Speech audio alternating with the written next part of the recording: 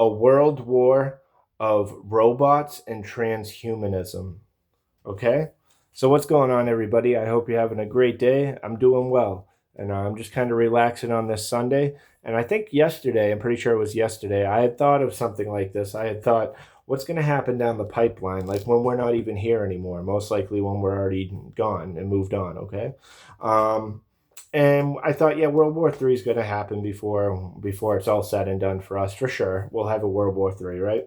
All these wars are like intentionally planned in my eyes, because why would one of the 33rd degree ranking Freemasons write a dissertation or whatever he wrote, and he was basically saying what World War One and Two will look like and why it will come about, and both of them came to fruition after he said that, and it came to fruition the same way that he said. So he was spot on twice.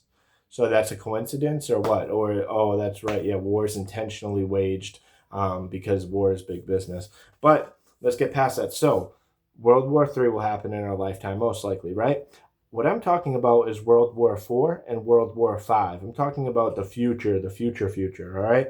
So let's get into this. World War IV will be a strategic war, in my opinion. It could very well be a war of robots versus robots. Whoever's robots ends up winning, they are the ones who will claim the land of the other country. That runs the possibility of one country potentially running game on the entire world and taking over completely. Then, under the guise of an actual world leader, they could then usher in that new world order that we've talked about. So this is another way they could usher it in, is by having like these robots fight each other, and then one country beats this, like this person, these people, and they go, we are the best. And then they go, we are now everywhere, like whatever they were, they took over this country, then this one, then they are the whole world. And they say, welcome to blank, whatever they're going to come up with, or whatever the name of their original country was, and say, we are the world leaders now, or whatever. You know, this could happen, something like that, but we won't even be around. So this is just theorizing, like off the top, you know what I mean? Anyways, World War IV. Oh, sounds a little boring. Robots versus robots. Let me introduce you to World War V then, okay? World War V would be different because all of the humans were bored to death during World War IV, because they were like, there was no action. It was just strategic. It was like a strategy, and it was us testing out AI and different types of things. Like, dude, I'm sorry, but what made me think of even making this video in the first place was the other day I just saw videos of people over in China doing like backflips and landing and going like that and practicing their martial arts, and then the robots are doing it in unison with them. And I'm like, oh, okay. Then it cuts to another video and it's showing robots go and then dump the clip out, and then literally grab a clip on their hip, like boom, and then throw it in, and then go again, and then again, and then, so they know how to shoot accurately, and they know how to reload very quickly. And if they have a whole belt of 30 clips, like 30 bullets in each clip, like people are done, bro, because you have 5, and then you have one whole clip in the that you put into the gun itself. So that's 6 clips. It's 180 bullets per little shit robot. You know what I mean? And they could just da da da da da. And what happens if we get a lucky shot and we hit the robot? Nothing, because they're like, I'm metal, bitch, ha ha ha. You know? So you'd have to like go behind them and like trip him or something, or push him on the ground and be like, loser. And then he'd be like, oop, bop, boop, boop. But like when he's doing that, like there's gonna be 7 other ones who are gonna smoke us. So like this is a real thing. Right now you might be laughing at the videos if you see videos like that, but give it about 5 years to 50 years and you're not going to be laughing anymore, my friend. The Terminator is just a potential apocalyptic future that is going down towards the timeline that we're on right now. So that should freak you out a little bit, you know? They always put this fiction in movies, and fiction's not too far off from fact, my friend, because all the facts out there started as an idea and then got implemented in the real world. And fiction is an idea, it just hasn't been implemented in the real world yet. Or they just want you to think it hasn't been implemented, and some things that are in movies as fiction actually do go on. But anyways, back to this. So World War V would be different because they were all bored to death during World War IV, since there were 0 human combatants. So this time around, they learned to embrace the positive things from World War I, II, III, and IV. Okay? all in one. This will be an all-out war. This will be an all-out war that truly introduces transhumanism. Okay? This is where it gets a little crazy. Number one, super soldiers, cloned superior soldiers. They would literally take the best soldiers that they could find and clone them so that they would have the reflexes like the ba ba ba ba ba boom bing bing bang ba, or like being able to take shots and keep going and keep fighting. Quick reflexes for like firearm usage and combatant skills with like knives and anything, any weapon. So they would clone the superior soldiers and mass clone them. So everybody is in the top 10%, if you will. Okay, next for the super soldiers, they could take the top 10% of soldiers and finally merge them with the machine. Think cyborgs, like Jax for Mortal Kombat, but with far deadlier capabilities and weapons. Okay, so that was number one. Number two, all forms of warfare. We're talking microwave weapons like audio weaponry that was proved that I think the Germans were using in the 60s or somebody or Russia. Yeah, Russia was using it in the 60s and America proved it and all this stuff. We're using it too, bro. So come on now. But yeah, it's going to have stuff like that, like audio weaponry. Then psychological warfare, like just playing these mind games on people during the elongated war and try to break people, and that's just what's going to happen. Next, drones. Think drone strikes, like a little robot, like even just like this big coming by in the sky and then going wicked fast and then abruptly halting and looking and then confirming it's you and then going da da da da da and taking the target down, and it has the cameras and it makes sure that you're dead, that there's no pulse anymore, and then it will fly away. And this is what the future is going to be like, bro. Cannons, like that's old school, but they'll bring that back but make it even better, where they're shooting big huge cannonballs and it will go right through people or through their ships and things like that. They'll bring stuff like that back, just make it better. Heat-seeking missiles or missiles, heat-seeking missiles that will just follow and track your heat signature until you're done. Automatic firearms, obviously we've already been doing that. Robotics, that's going to be like World War IV and World War V-ish, in my opinion.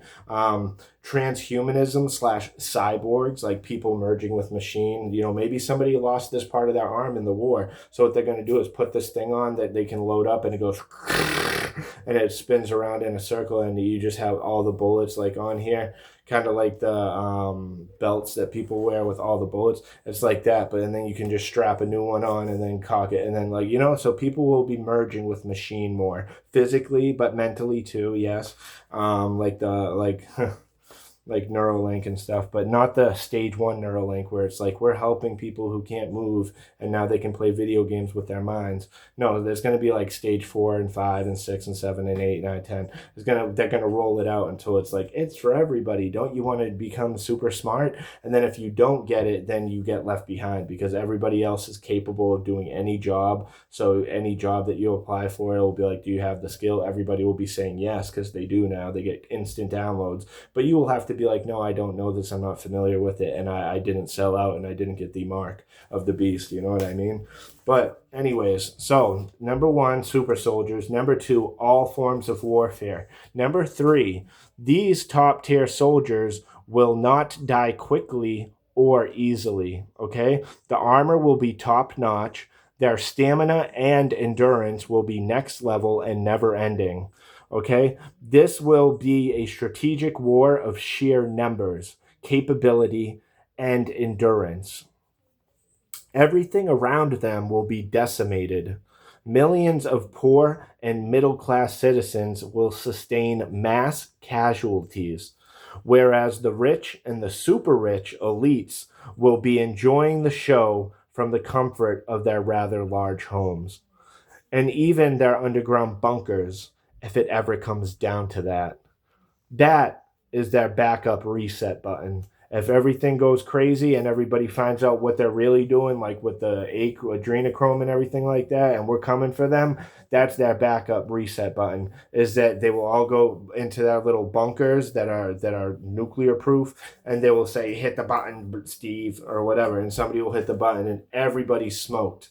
And then they come out a couple months later and they restart civilization.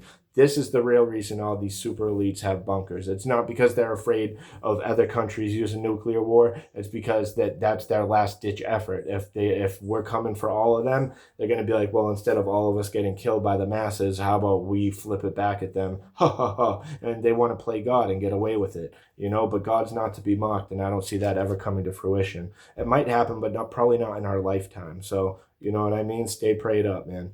But let's keep going, okay?